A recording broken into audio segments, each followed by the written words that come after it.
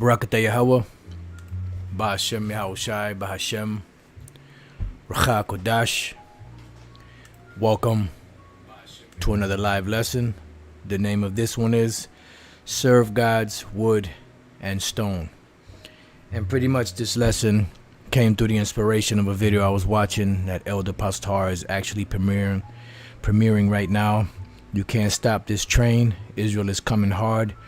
IUIC sit down with Pastor Sherman Blandon.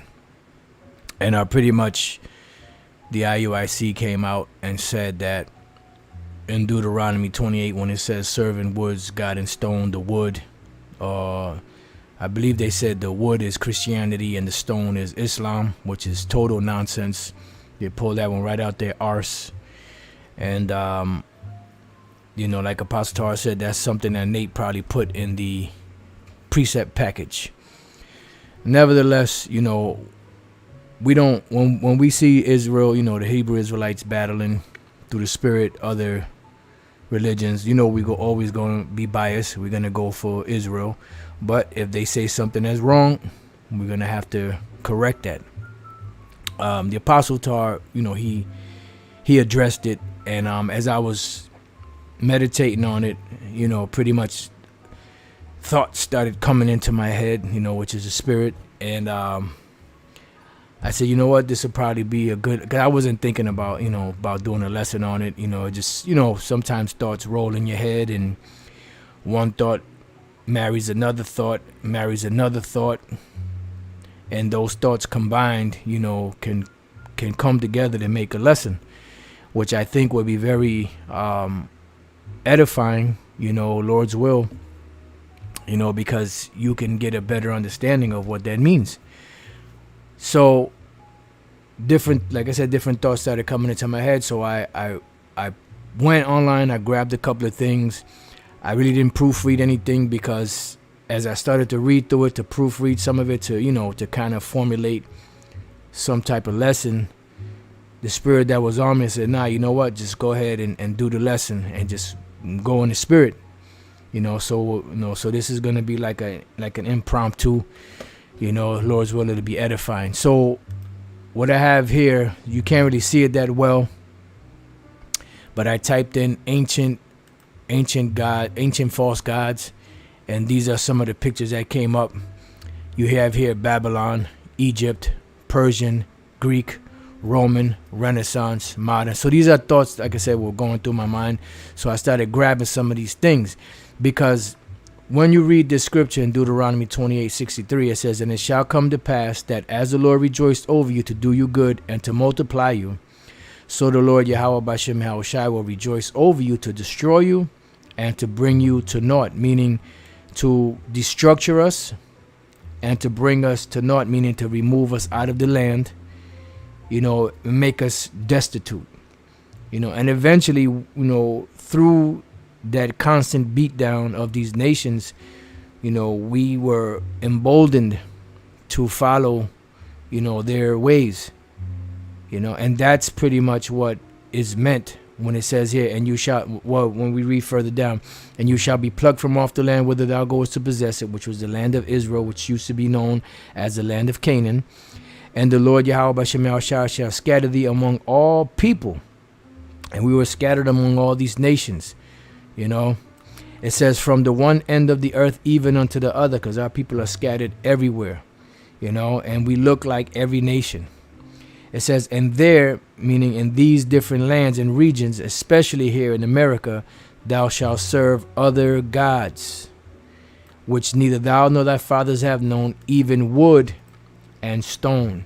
So that wood and stone, because I was meditating on this, and as I was meditating on it in my mind, still with the video playing in the background, I heard Elder Pastor go into it. And I said, see, that's the spirit. I was meditating. I said, well, the wood and stone, that's dealing with, how ancient gods were made. They were made out of wood. They were made out of stone. You would shape them, whatever. Then you would have what? You would have a series of doctrines and different customs and different things that would be done for that particular idol, depending where it was from, depending on the mannerisms and the customs of the people, so on and so forth. So those same mannerisms, customs, and worship of those idols has trickled down today through these different religions, which a lot of people don't know, especially our people. I ran across another picture, which was this same picture, but it was just these two slides here, and it had said something else on the top. Let's see if I could find it. Just bear with me. And it says something about that the pagan holidays that these, so-called Christians are worshiping today are pagan. And it was with a picture just like the one I just showed you, but it was right above it. I don't think. Oh yeah, here we go. I don't know if you're gonna be able to see that, but it says our holidays is talking about these Christians are all pagan because they were still being worshipped. And then they go, this is why you go into this whole thing, and it tells you, it speaks about Nimrod, it speaks about Ishtar, and it speaks about Tammuz. When you go to ancient Babylon, it was really Nimrod, Semiramis, and Tammuz. This is where you get something called the Trinity, which the Trinity is still being kept to this very day by the Roman Catholic Church and other Christian churches.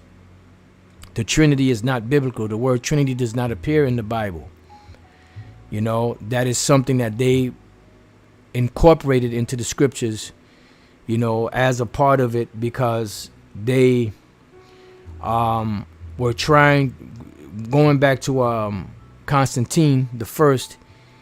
He was an actual pagan, a sun worshiper, and his mother convinced him to make Christianity the religion of the Roman Empire back then, which he did, but he used, parts of the pagan religions to get those other pagans interested and to come into it, because he didn't want to lose followers, So that's how all of that shit started to be amalgamated into it.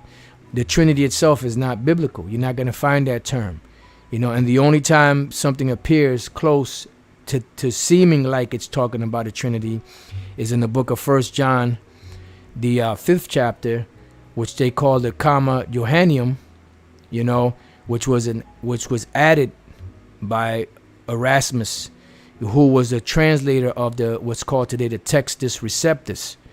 Now, the Textus Receptus, when he was first translating it, which was the New Testament in the Greek, he refused to translate 1 John 5 and 7, I believe it is 5, 7, and 8. As to where it reads today, it read different back then because that wasn't in there. They couldn't find any manuscript to substantiate what they wanted him to put in there.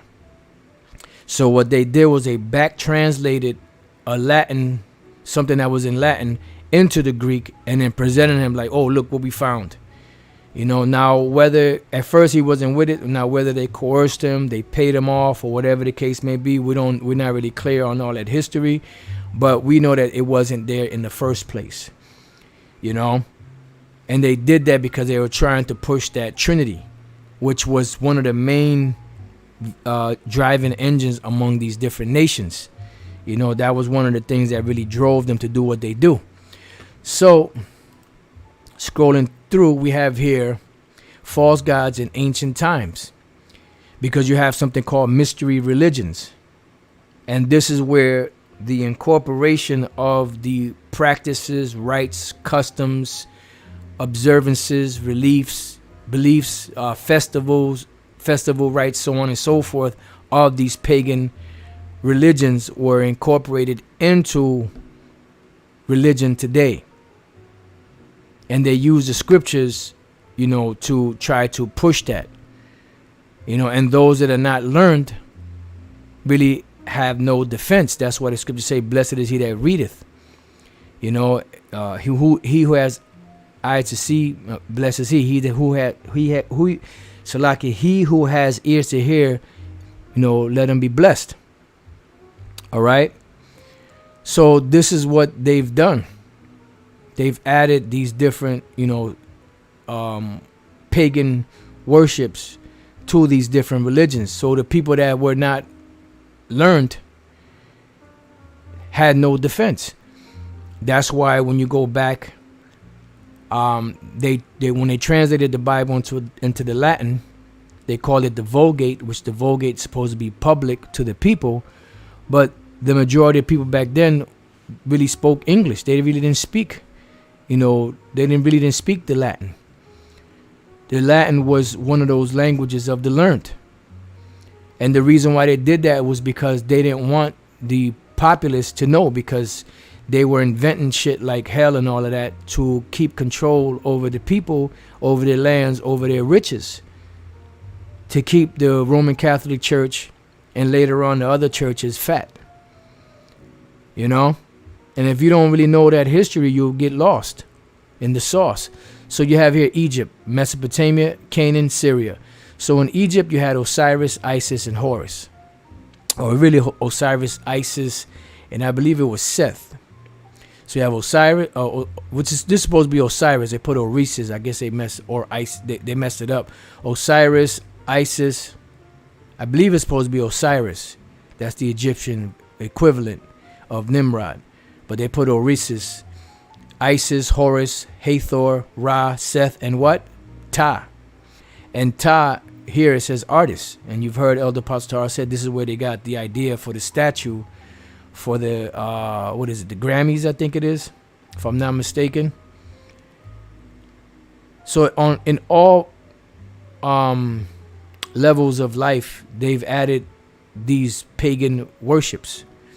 So you have Mesopotamia, you have Anu, Enil, Ea, Enki, Sin, Ishtar, Ninurta, Tiamat, right? And it gives you like what they represent, because you have fertility goddess, you have, you had gods that were worshipped for harvest, different bullshit, Then you have Canaan, Syria, you have El, Anat, Mat, Adad, Teshub, Hana, Arena.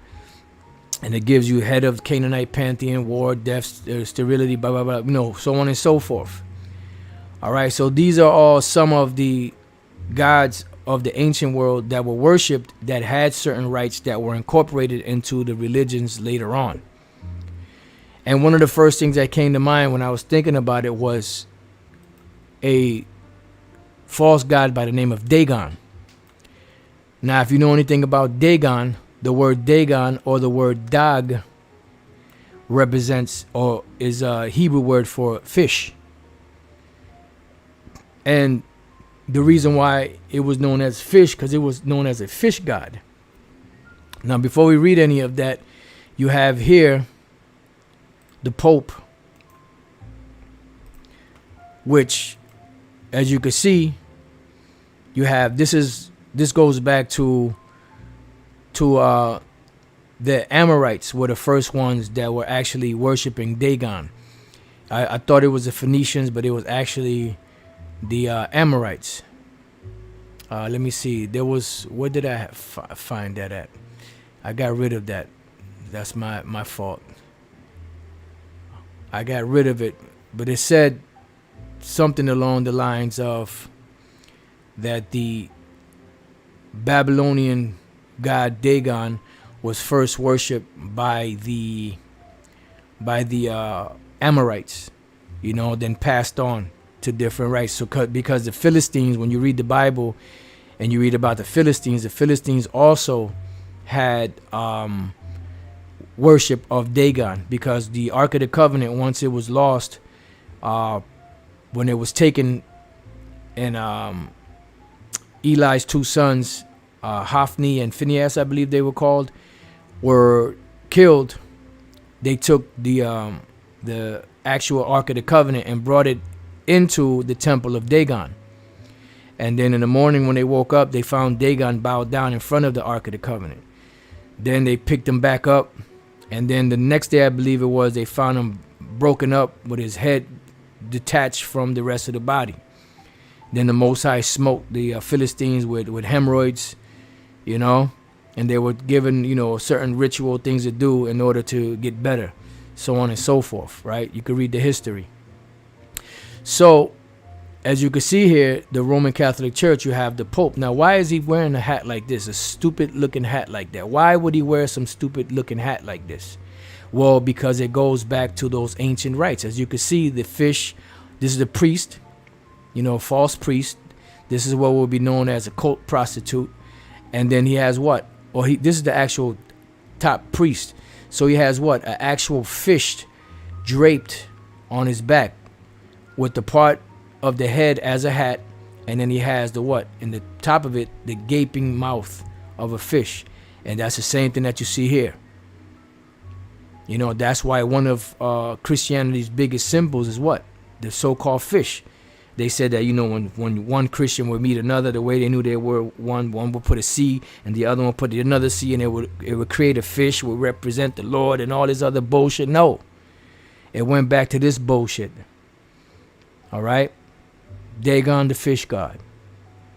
So when we read about Dagon, we're going to get some precepts. Matter of fact, I want to read some of these precepts that brothers put up on the comment board. I'll start here. Salak, I know the Brother Kingdom is within put up the same precept. So I'll do this. I'll read this one, Psalms 96:4. For the Lord is great and greatly to be praised. He is to be feared above all gods.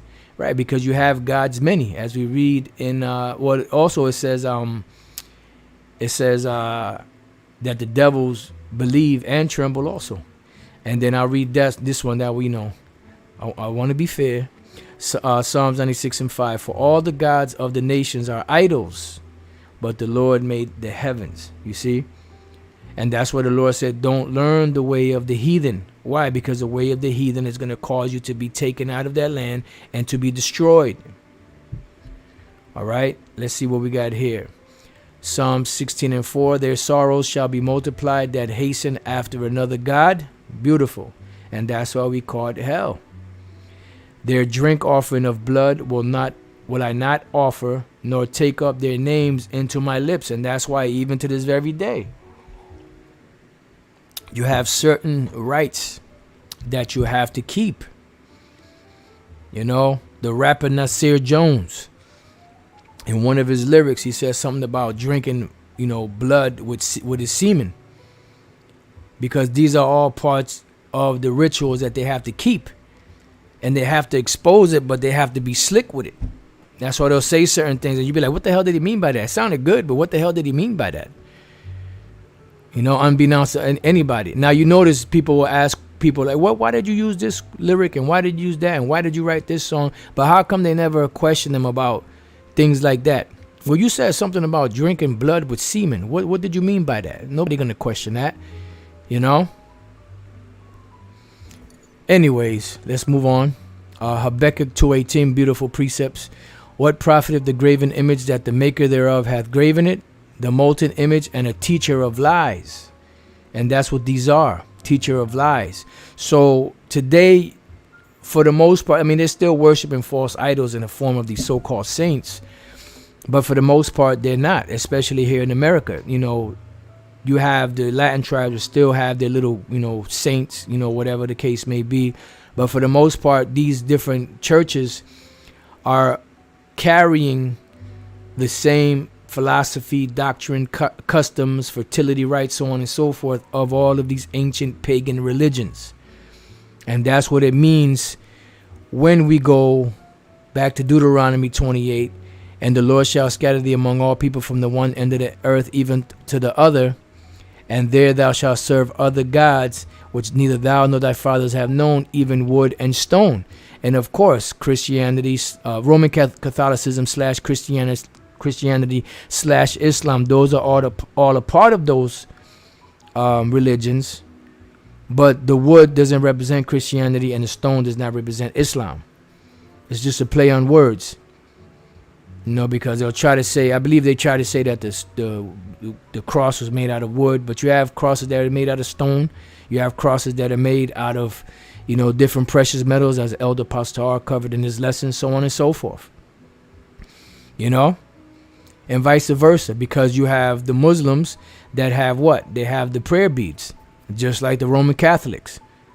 So, it doesn't represent, these two things don't represent that in general, but overall it does, in a sense of the wood and stone represents these different religions, and especially their churches, the buildings that these churches are set up in, the mosques and all of that.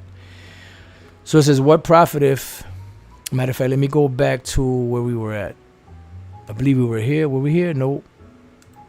We were there. All right.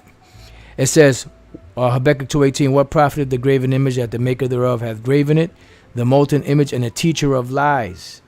And those lies are pretty much, to this day, a generational lie that has been passed on from generation to generation, that the maker of his work trusted therein to make dumb idols.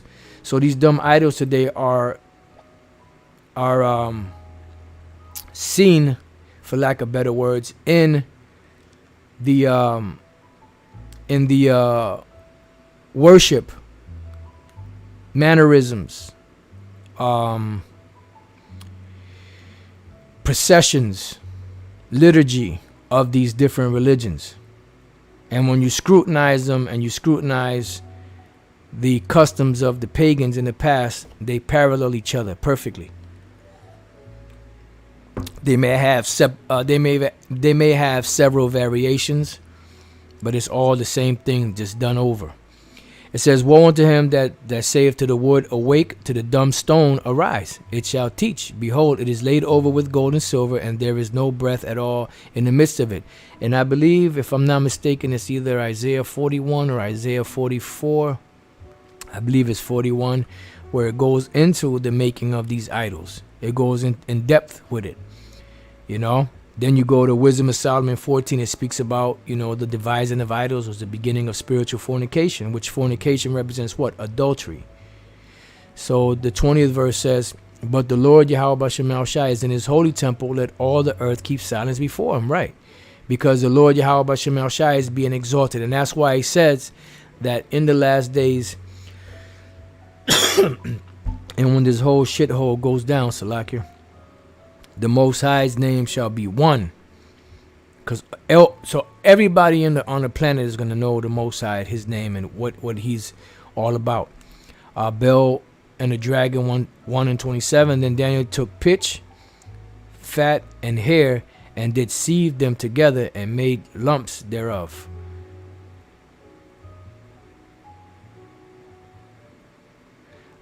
Says, this he put in the dragon's mouth, and so the dragon burst in sunder. And Daniel said, lo, these are the gods you worship. See? Beautiful. Brothers are killing it to the spirit. 1 John 5:21. Little children, keep yourselves from idols. Amen. Let me get rid of that. Okay. Wow. Psalms 135:15. The idols of the heathen are silver and gold, the work of men's hands. Beautiful. Wisdom of Solomon 14:12. For the devising of idols was the beginning of spiritual fornication, and the invention of them the corruption of life. That's what the Apostle Paul said.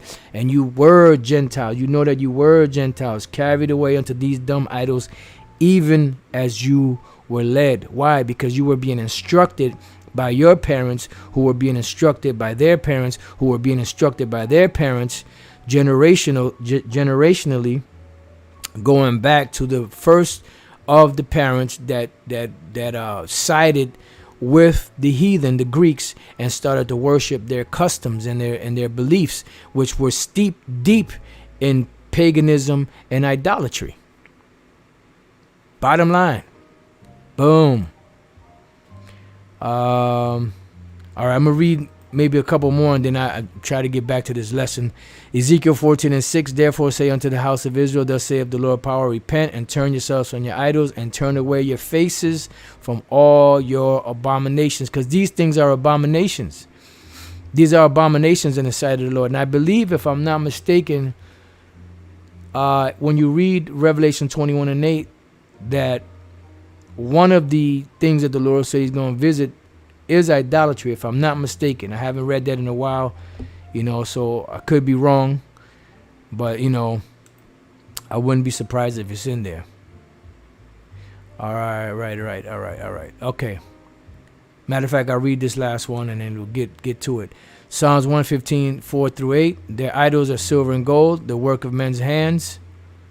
And, you can read the rest of it.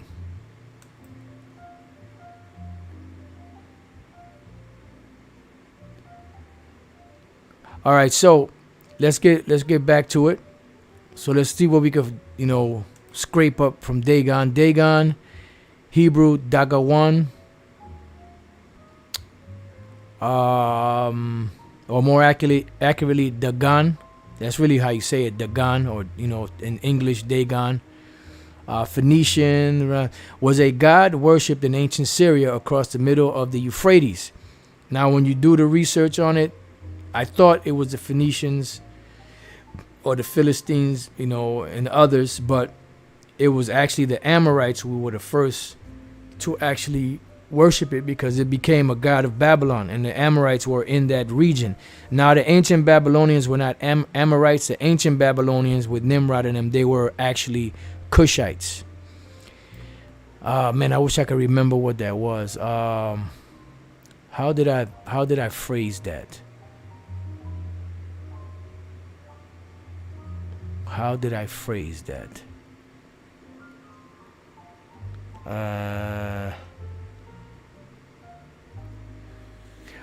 That I think I remember. Was Dagon a Babylonian god? Let's see what comes up.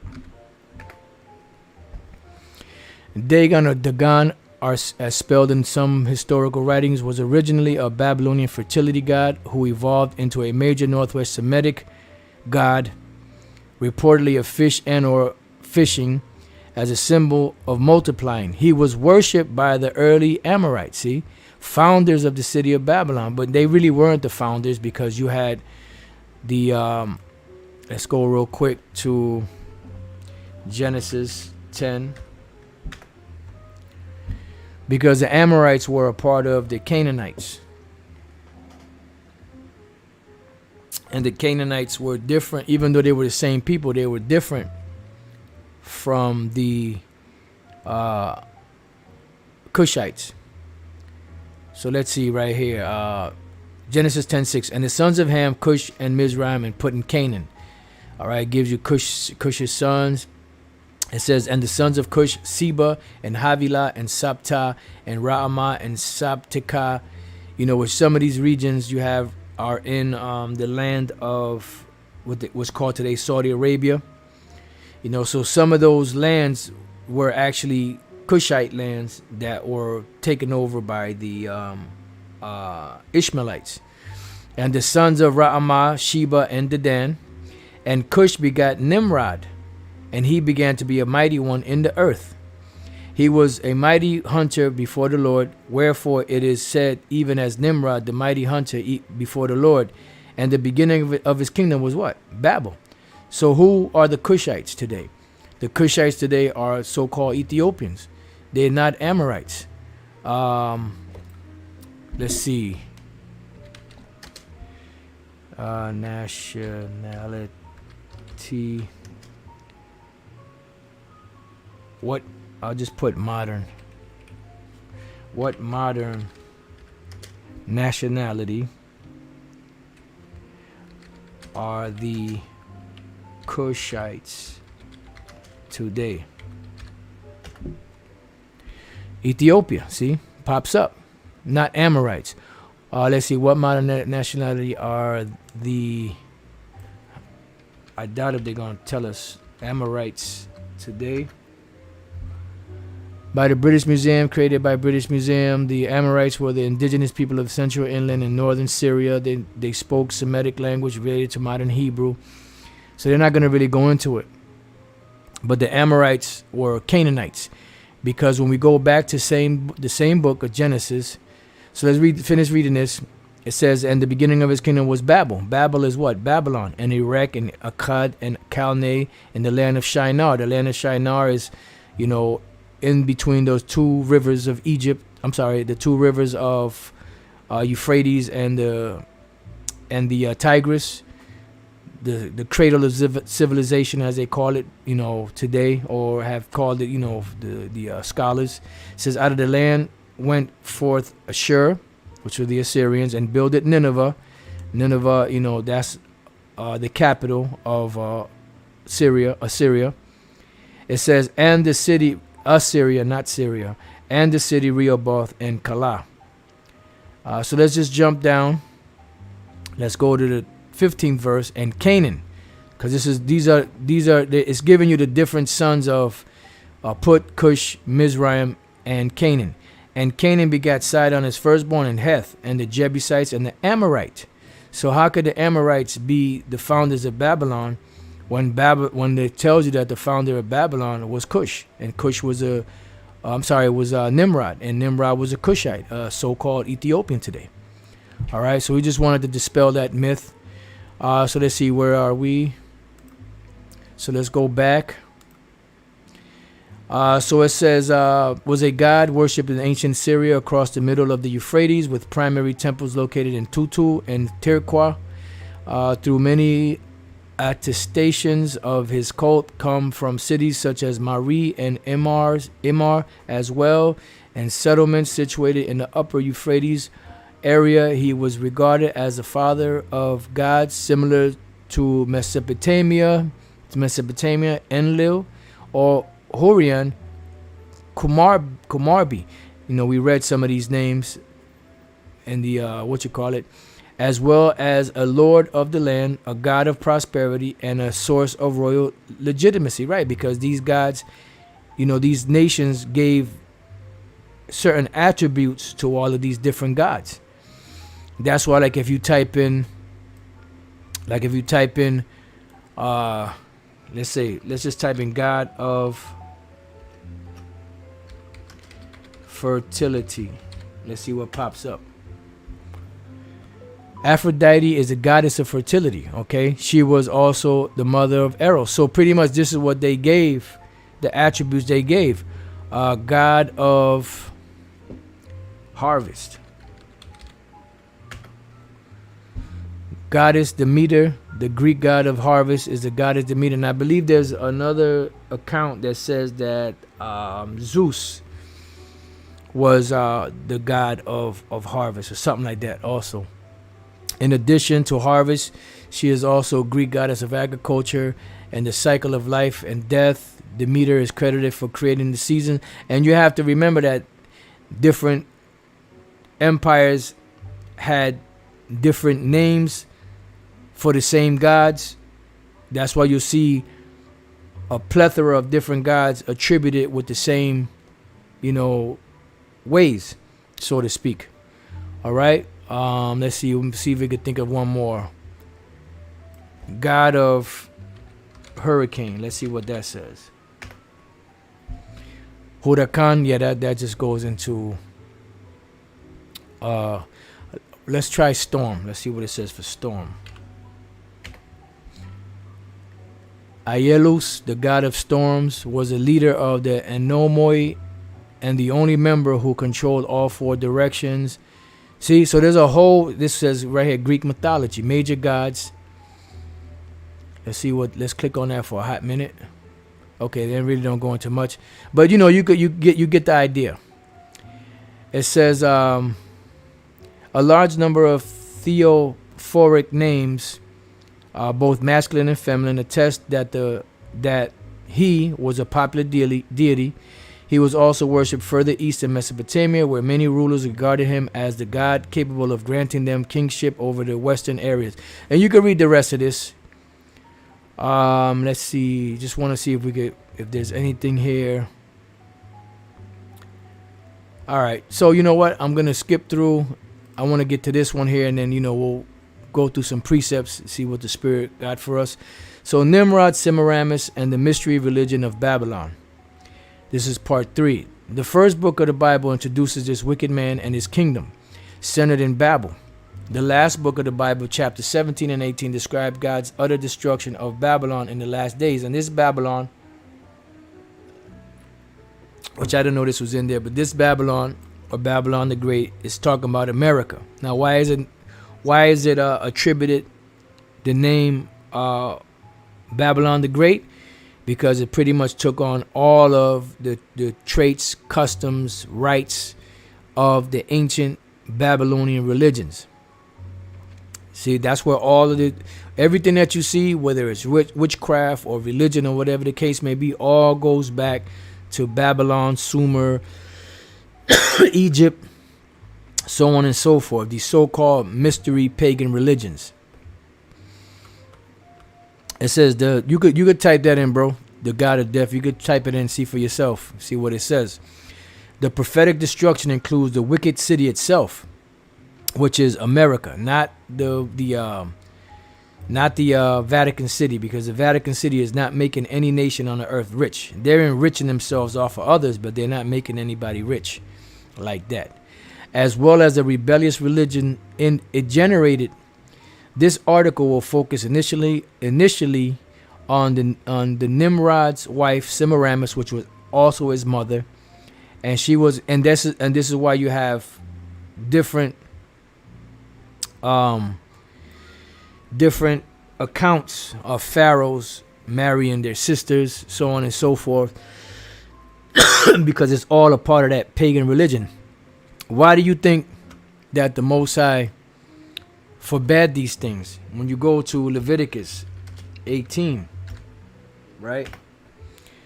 Leviticus 18, it says laws on immoral relations. This is something they wrote on here, because there were certain things that weren't supposed to be done. You know, close relatives were not supposed to mingle with each other. That's why you have something called incest. That's why you have, through incest, you have, people coming out looking like they do, because that's not a righteous thing. When you see these, there's this one documentary. I don't remember the name of it. It's a family of Edomites. You brothers have seen it before, and they show them, and they look all bugged out. They all got mental disorders. They look funny, because they're all a bunch of inbreds, and that's a part of what the Lord said don't do. But that's a part of what these devils do. And Jake does it too. Other nations do it too, because this is all a part of those rites and rituals. So it says Leviticus 18:1, and the Lord spake unto Moses, saying, speak unto the children of Israel, and say unto them, I am the Lord Yahweh Bashem shall your power, after the doings of the what? Land of Egypt, wherein you dwelt, shall you not do.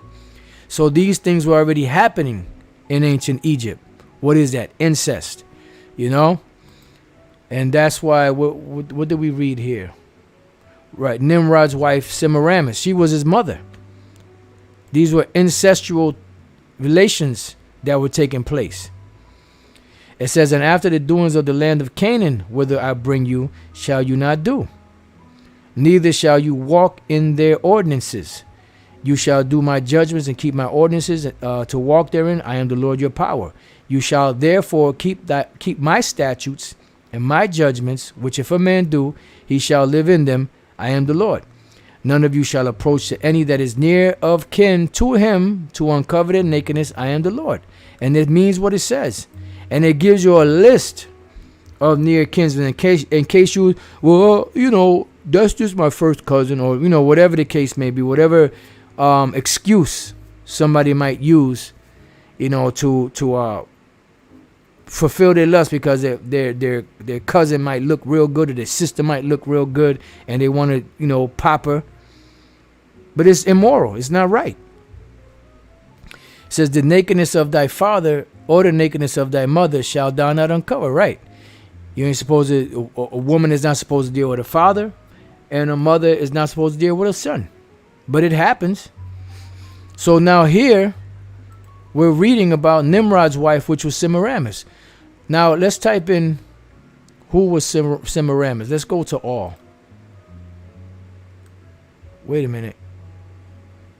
Oh, no, okay. That's something else. Who is Semiramis?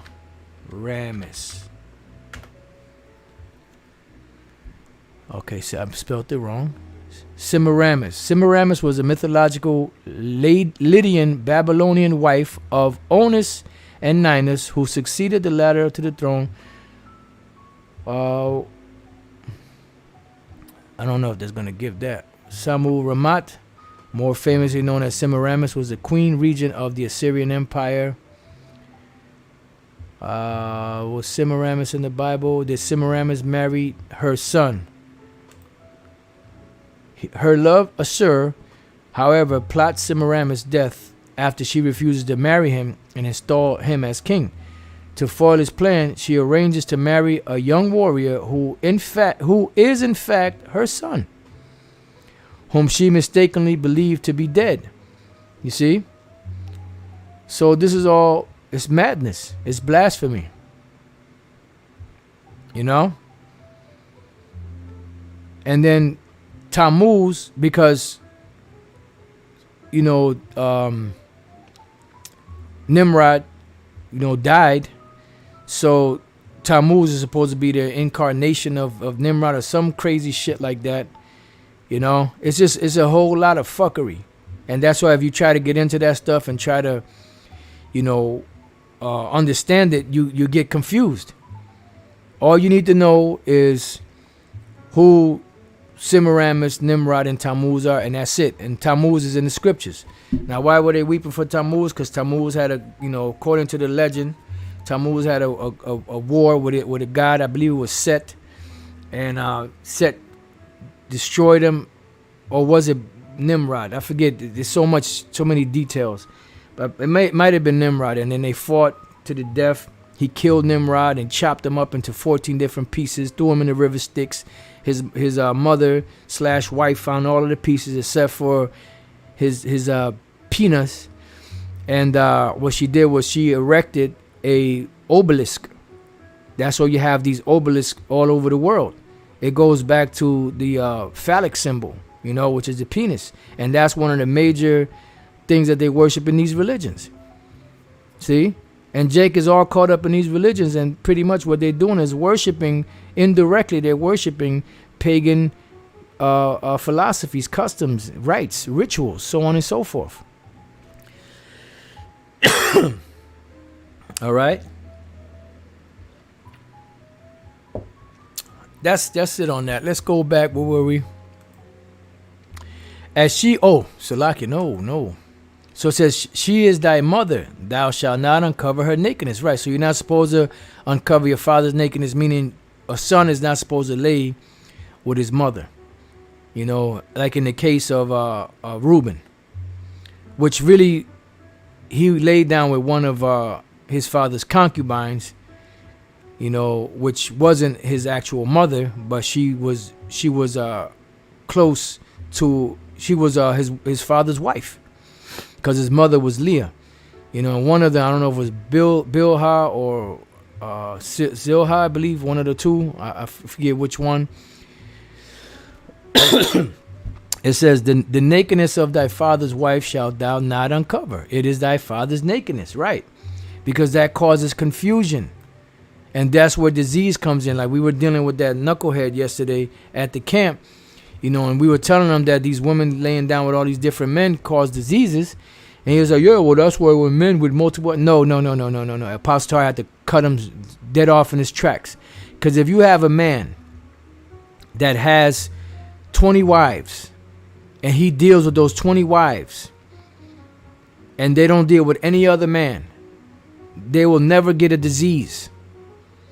You know, because they're only dealing with that one man. The problem comes from outside sources. You know, now if one of his wives go and get with another man and catches a disease and comes back in the mix, then they're all going to get that disease. Because he's going to be popping them, you know, not knowing, and eventually they are going to get tainted. That's where the disease comes from immorality. You know? Laying down with this one and that one. But if you have, 20 wives, you ain't doing nothing wrong, because it is a man's right to have more than one woman. But these simps in the West, they done drank the venom of the serpent's Kool-Aid, and became just like him. You could only have one woman, that's it. Susie Q, she's the one for me. Inside joke. The nakedness of thy sister, see, the daughter of thy father or the daughter of thy mother. Doesn't matter if she's, your sister by both father and mother or just by mother. You ain't supposed to deal with her.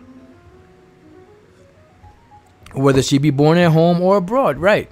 Whether you knew her or not. Even their nakedness thou shalt not uncover.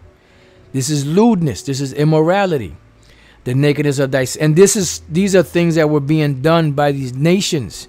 These were actual rites and rituals that they were practicing to serve their so-called false gods.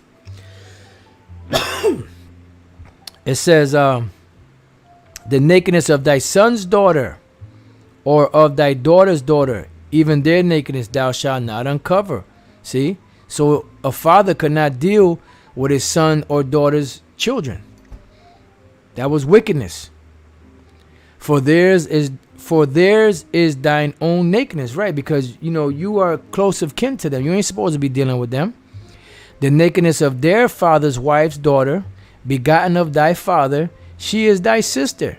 Thou shalt not uncover her nakedness, right? Because you might have a man that might have 20 wives, and he might have children with different ones, and just because a daughter and a son he may have by different women, the one son that was a son of wife 1 saw the daughter of wife 10, and he desired her because she looked good. He wanted to get with her. He can't do that. You see? It's lewdness. Thou shalt not uncover the nakedness of thy father's sister. Why? She is thy father's near kinswoman, right? Because she is your aunt. Thou shalt not uncover the nakedness of thy mother's sister, right? Because she is your aunt. Even though she's not directly of your line, but she is still close blood relation because of your mother. For she is thy mother's near kinswoman. Now, in the case of Tobias, the woman that he married, I forgot her name. She was actually his cousin, but she was his second cousin.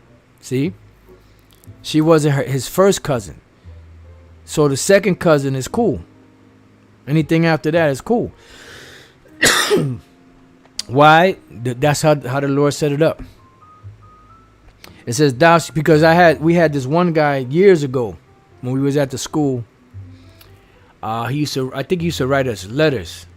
I'm not sure if he was locked up or whatever the case is, because we've done all of that. We've, been, writing back and forth to cats in prisons, answering questions because they would send letters to the school, and we would go back and forth. It's all a waste of time. Pastor made a very good observation years ago. When Jake is in jail, of course he's going to be diligent. What else he going to do? But then once Jake get out, are they still going to be diligent? Because where are those guys at? Why they ain't making no noise in the teachings? Salakia. Yeah, so he would write. He said, well, look, I read, that Tobias married his cousin, because he wanted to get with his cousin. I don't know if he got with her or he wanted to get with her. We told him, no, you can't do that, bro. What about Tobias? What about Tobias? And then when I did the research, she happened to be Tobias' second cousin. Salakia, because Tobias' father and her mother, I believe it was, or her father, I forget which one it was, were actually cousins. So they were first cousins. So the union that came after that made Tobias and the woman second cousins. It says, thou shalt not approach to his wife, she is thine aunt. Right. It says, thou shalt not uncover the nakedness of thy daughter-in-law. Right, that's your son's wife. She is thy son's wife. Thou shalt not uncover her nakedness. Thou shalt not uncover the nakedness of thy brother's wife. It is thy brother's nakedness. Yeah. And it goes on and on and on with different, different examples of near kin. Salaki. Let's see. Right. It's in here in the 18th verse, neither shalt thou take a wife to her sister to vex her. Right. So even in that, when you have a woman and she has a sister, you're not supposed to deal with both of them. You're only supposed to deal with one. Now, in the case of Jacob, that was a different story, because that was, when the nation was being built up. That was before the laws were actually put on stone, But eventually, later on, it was forbidden. And plus, he was bamboozled, for lack of better words, into his first wife, because he didn't want her. He wanted the other one. He wanted Rebecca. But they gave him, not Rebecca, Rachel. And they gave him Leah because of the custom of Laban and them. We're supposed to give the firstborn before they give the secondborn. To uncover their nakedness beside the other in her lifetime. Also, thou shalt not approach unto a woman to uncover her nakedness, as long as she is put apart for her uncleanness. Moreover, thou shalt not lie carnally with thy neighbor's wife, to defile thyself with her, right? Because that's adultery. And thou shalt not let any of thy seed pass through the fire to Molech. In other words, burn your children to Molech. Neither shalt thou profane the name of thy power. I am the Lord. Thou shalt not lie with mankind as with womankind. It is abomination. That's homosexuality. In whichever direction you slice it. Men on men, women on women. Salakia. Neither shalt thou lie with any beast to defile thyself therewith. Right. That's bestiality, which they're pushing that heavy now. Pedophilia, they're pushing heavy. They're pushing all of these things heavy. Why? Because of the rulers and what they do. They want it to be justified because that's what they do. That's how they get their rocks off. Neither shall any woman stand before a beast to lie down thereto. It is confusion, right? Women having sex with animals or dogs, horses, whatever the case may be. So you could read on to get more of it. So let's go back. As she was instrumental in the formation of the wicked mystery religion of Babylon, it will then explain how Nimrod's father, Cush, and then ultimately Nimrod himself were incorporated into this system of worship. Euhemerus, that shit sound like it hurt. Euhemerus, like the dude that hurt himself, was an ancient Greek mythographer, a writer of myths, who lived around 300 BC. That's around the time of the Greeks. He wrote that gods and their associated legends arose from the deification of dead human heroes. See? So this, hold on for a second. Let me blow my nose.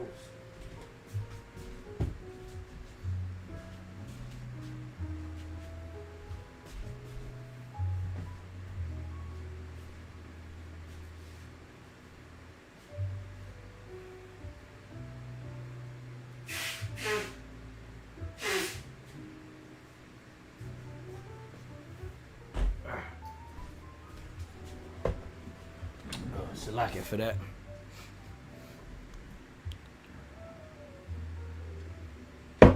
That's what they've done. They've incorporated, legends of heroes. Like you got the Nephilim, and you got this and you got that. These are all legends, fables. That's what the scriptures say, that we have not followed cunningly devised fables when we made known to you, Yahweh Shai and his crucifixion and pretty much his resurrection. I'm just merely paraphrasing. One legend of ancient history regarding Semiramis describes Nimrod meeting Semiramis while she was a brother owned in a brother owner in Uruk. This probably occurred when Nimrod was consolidating control over the city of the history. Queen goddess as prostitute brothel. There you go. Owner is not the material of good legends. You have here ancient Sumerians knew Semiramis as the goddess Inanna. Excuse me. People adored her, especially in her home city of Uruk. They erected many temples to commemorate her as the goddess of sexual love and fertility. This description, and this is what they're pushing in these videos with these Jake women, singers, rappers. They're pushing that, that freakish lifestyle, man. And it's funny because people have called this out. Other Jake, men and women have called it out. So here it is, you stupid bitches are following behind these dumb hoes. But these dumb hoes, the same shit they're telling you to do, they really ain't doing that. Because they got men, they got children, they got families. Meanwhile, you're a miserable cunt, out there. Because you're doing the shit that these hoes are doing. And then you don't have no man because no man wants you because you're doing these foul shit. No man want no shit like that. Unless he just bugged out. And you're going hard in the paint behind that. And you never consider, well, wait a minute. Beyonce's talking that shit. Independent. But she got Jay-Z. You got Cardi B talking this bullshit, this crazy shit, And she got a man. She got children. These other hoes, they got men. They got children. So what's going on here? You never sit down because you don't have the ability to sit down and think. This is why a woman is not given the ability to think, for herself. She is under the tutelage of a father until a certain point, and that father would choose a man that he would know would be able to provide for her and keep her, as an honest woman, so to speak. Because if a hoe don't get no instruction, she had it for self-destruction. Inside joke, but it's true. Where no hedge is, there the possession is spoiled. And that's why these women are the way they are, because they have never been mentally instructed on how to carry themselves in society, because they're following what the shit that they see on television. And this is the reason why the devil got up in there and destroyed the family structure, removed the father, so that there would be no structure there. Can't you see it's a systematic destruction of our people? That's why Jake is all fucked up out there like they are. But then when you talk like that, they'll call you a conspiracy theorist. But the facts are there, man. All you got to do is look at it and be real with yourself. Acknowledge it. Stop having those blinders on. Stop letting these devils manipulate your mind. Pray to the Lord. Ask him to open up your mind so you can see. And if you happen to be a part of the elect, your mind will be open. If not, you're going to be blind. And you're going to keep following those ways. It says the description of her mythical duties was likely an exaggeration of her true life as a prostitute. Right, and they're pushing that whole lifestyle. Kind of possibly said Inanna. Yep. It says historical truth often grows to superhuman feats in mythology. Yeah, that's why it's a whole thing that's centered around that, a whole story, a whole history, a whole myth. That's why when the scriptures speak about fables, when you go back to the word fables in the Greek, it goes back to the word mythos. Here we got a host of scriptures. 1 Timothy 1:14, neither give heed to fables and endless genealogies. Right, so these fables are what? These are nothing but myths. And these myths have been incorporated into the scriptures. Let's see what we got the word fables. Fables. You have the word, this one says muthos. Muthos. It says muo, instruct. Right. Because they've taken something that happened and embellished upon it. What they call tall tales. Look up tall tales. And what it is they exaggerated these tales and made them larger than life and incorporated it to false gods. That's where you had the pantheon in Greece, the pantheon in the Roman Empire, which the word pantheon, pan is all, theon is gods, all gods. And there's a whole history of all different rites and rituals and all that stuff that comes along with that. All of those things are incorporated into the modern day religion today. So it says a speech, word, saying, a narrative, story, a true narrative, a fiction, a fable, an invention, falsehood, yeah. And that's what it is. It's an invention, fiction, myth. It's not real. The brother said, a tall tale is a story with unbelievable elements related as if it were true and factual, right? And the apostle said, embellish. That's right. And that's what they've done. They've embellished on this whole, story. Because if you're gonna, use the so-called gods, you gotta make the story bigger than life. Because you have something also called demigod. Part human, part God. There's no such thing as that. But this is what they've done, because in order for it to be believable, they have to make it, seem that way. Like you had the movie Clash of the Titans. The guy played, I believe his name was Perseus, if I'm not mistaken. He was supposed to be the son of Zeus. He's supposed to be half God and half human. That's the fable. So let's go back and see what else we got. 1 Timothy 4:7, but refuse profane and old wives' fables. Because even when you deal with the terminology or the concept of hell, we've gone over it before and showed you that hell was pretty much a fabrication of rabbis. It says after the Old Testament. Let me see if it comes up, because brothers have been doing a beautiful job in copying this, like certain parts from the Zondervan's Bible Dictionary and putting pictures up, on the web. Let me see if it comes up. I don't know if it's gonna come up. Let me go to images. That one might not come up. They've put up Edom. They put up Ham, but that one didn't come up. But you know what? Yeah, I can't really get to it right now. All my stuff is kind of packed up. Oh, wait a minute. Here it goes. I can assure you it's all spiritual. Just bear with me 1 second.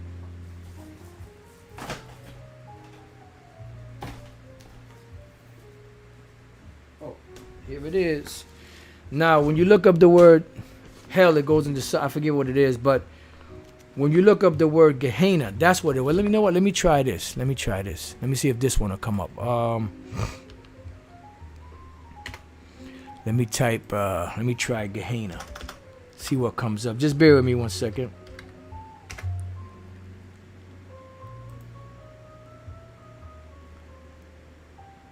Nah. Okay. Nah, it's not gonna come up. All right. So don't worry. No worries. I'll read it off here. This is out of the Zondervan's Bible Compact Bible Dictionary. The word Gehenna. I'll give you the page number in a minute for those of you that actually have the book.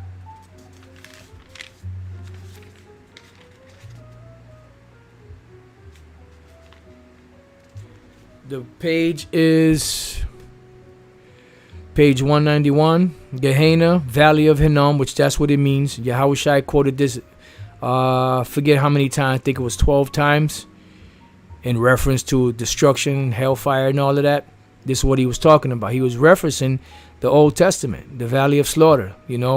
A set judgment for future destruction, those of that would refuse in the future. So it gives you the location where it says scriptures. But when we come down, it says after the Old Testament period, Jewish apocalyptic writers began to call the Valley of Hinnom the entrance to hell, later hell itself.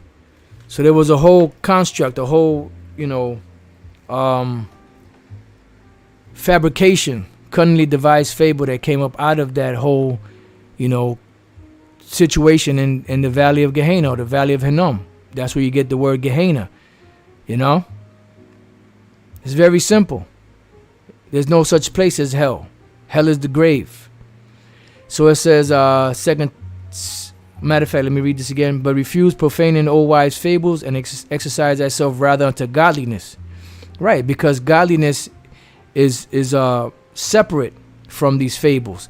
These fables are what the Renaissance Christians are following today, what the Roman Catholics are following today, which they're one and the same, which the religion of Islam is following today, which they're all one and the same. They're all, different fruits of the same tree. So it says 2 Timothy 4:4, and they shall turn away their ears from the truth and shall be turned unto fables. Yep.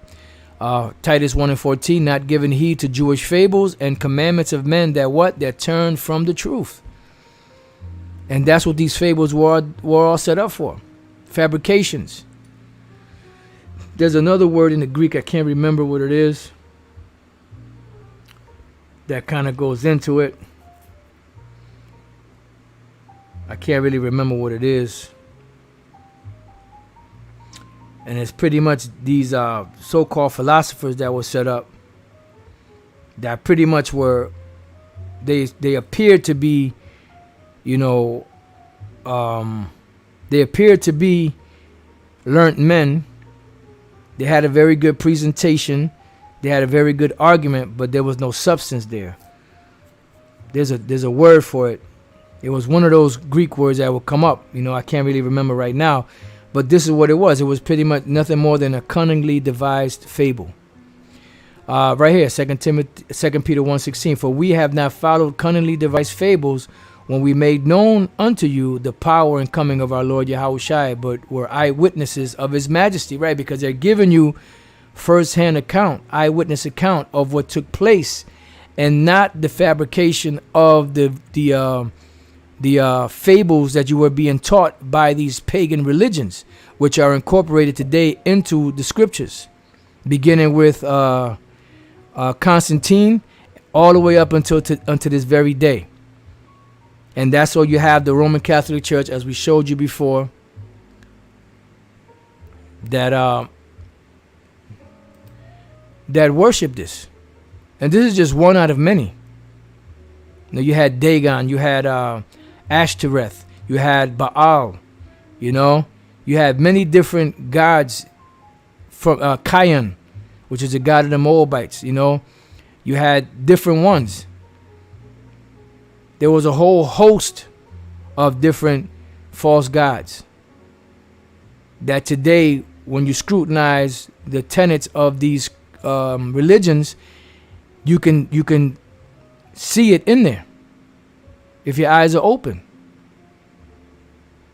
But most people have been indoctrinated and they don't want to be moved. They're comfortable where they're at because they've been blinded by the God of this world, And it's very simple for the Lord to wake somebody up, but if he doesn't want them to be woken up, they're not going to be woken up. 2 Corinthians chapter 4, verse 3 says, but if our gospel be hid, it is hid to them that are lost. Why are they lost? Because the Lord allowed them to be lost. Why? In whom the God of this world has blinded the minds of them which believe not. So how did they blind their minds? By deception. Deception is used in what form? Mostly by religion.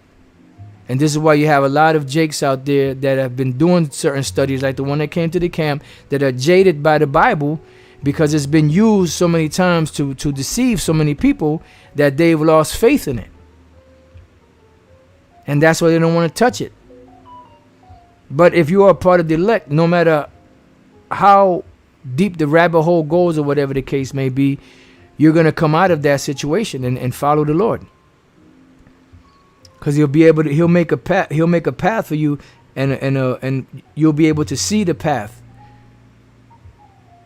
and not get caught up in the fray of everything that Esau is doing today. It says, least the light of the glorious gospel of Yahushua, who is the image of the Most High, should shine unto them. Why? Because if the glorious light of this gospel was to shine unto Jake, guess what? They would awake. They would see. They would hear, understand, convert, and be healed. It says, for we preach not ourselves, but Yahushua, Hamashiach Yahushua the Lord, and ourselves your servants for Yahushua's sake. For the Most High who commanded the light to shine out of darkness have shined in our hearts. Right, because we were walking in darkness, in the valley of the shadow of death. And somehow, some way, the Lord caused his light to shine upon us in this super dark corridor, of the world. To give the light of the knowledge of the glory of the Most High in the face of Yahushua, right? Because Yahushua said, no man can come unto me except my Father which is in heaven draw him, and I will raise him up in the last days. Because the world is in gross darkness, but the light has shined, and most are not willing to come to the light because they are not drawn by the one that flicked the light on, which is the Most High. Psalms chapter 60 verse 1. Arise, shine, for thy light is come, and the glory of the Lord is risen upon thee. For behold, the darkness shall cover the earth, and gross darkness the people. And we see that Jake that we were dealing with, very likable individual. He was very, very cool. He was respected. He got a little hot, but Jake gets aggressive, and he perceived he was being targeted. So, of course you're going to feel away. But nevertheless, he was a very likable guy. But it wasn't part of the chosen unless the Lord removes him out of that steeped darkness that he's in. It says, for behold, the darkness shall cover the people, and for behold, the darkness shall cover the earth, and gross darkness the people, but the Lord shall arise upon thee, and his glory shall be seen upon thee. Why? Isaiah 25 and 7. And he, the Most High, will destroy in this mountain, America, the face of the covering cast over all people. Because there has been a deception that has been pushed to cover all people. So there has to be a way for the Lord to remove that veil in order for us to see, to be able to follow the path. Because that happened when Esau took over. And when Esau took over during the time of the Renaissance, that's when his whole great deception happened. Because prior to that, nobody knew anything about the so-called whiteness of the scriptures, meaning so-called white people ruling. The only whiteness that was known in the scriptures was purity, light, a fuller's garment being brightened, things of that nature. Nothing about somebody with that so-called skin tone ruling anything. Being the Heavenly Father, his Son, the angels, the Israelites, nothing like that. It wasn't until they got their nasty paws on the Bible that they started to change things, rearrange things, and bring things to what they are today. And through that deception, they've taken the words of the Most High and push their form of doctrine upon the world, which is nothing more than a pagan religion. It's glazed over with pagan worship. Revelation 20, I'm just going to go straight to the point, in 7. And when the 1,000 years are expired, Satan shall be loosed out of his prison. And what is the very first thing he did? And shall go out to deceive the nations which are in the four quarters of the earth. And that's what they've done. And that's why there's gross darkness upon the world. But the Lord said, and he will destroy in this mountain the face of the covering cast over all people. Yeah, the facing of images, that false sense of, belief that Esau has pushed on the world, the Lord is removing it. How? By his mouth, the prophets, showing through the scriptures the true and living way, the real way, the way it's supposed to be. It says, and the veil that is spread over all nations. Right, so it's being removed. Because even the nations are deceived. Because they don't know who they are. But it's all unraveling right before this devil. The curtain is being pulled. His skirt is being pulled up. You know, he's being revealed. Totally. Like total. Pulling the curtain back and showing who it was behind the scenes manipulating the whole thing the whole time. That's why it says, the scripture said, they that see thee shall narrowly look upon thee and say, is this the man that made the earth to tremble, that made the world as a wilderness? Yes, that's him, the deceiver of the planet. You know, so I mean, I put these some of these in the description box, you brothers, if you want more information on it. I was gonna try to read a little more, but you know, I believe we hit a good point. I wasn't able to go into any other the so-called deities or gods, but you know, you could do your own research. So with that, I pray that you brothers and you few sisters have been edified. And to the next time I say shalom. Oh, wait a minute. Beloved Apostle, can I ask for Elder Apostle Gabar's page? Okay, bear with me. Yeah, no, I'm not. See, something like that I wouldn't be upset with, because Elder Apostle Gabar's page is very hard to find. Even when you type in daily edification, daily exhortation 4, I believe it is, it won't come up. It's like shadow banned. They got the Apostles channel shadow banned. So what I have to do a lot of times is go to my subscriptions and have to find them that way, because even I can't find this channel any other way. It's actually Daily Edification 4. Just bear with me 1 second. I'm copying the right here. Just click on that and just subscribe to it.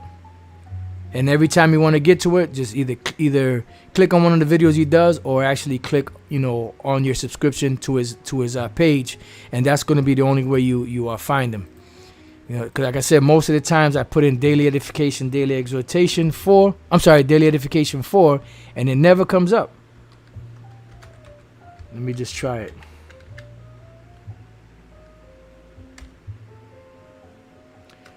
Right, daily edification 4. Yeah, and it doesn't come up. Watch, I'm gonna show you. Right there.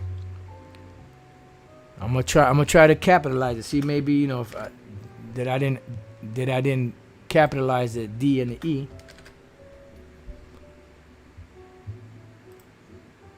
Nothing. See. But then when you go back, that's it. Daily edification 4. Let me see if I copy it and paste it. See what happens. Nothing, see? They have the Apostles channel shadow banned for some reason. This is Apostles Live GMS 34th. So just share the link, you know, and if you want to find it, like I said, you have to go to your subscriptions and click on his page, or click on one of the pages or one of the videos that he does. So with that, I pray that you brothers and a few sisters have been edified. Till the next time I say shalom.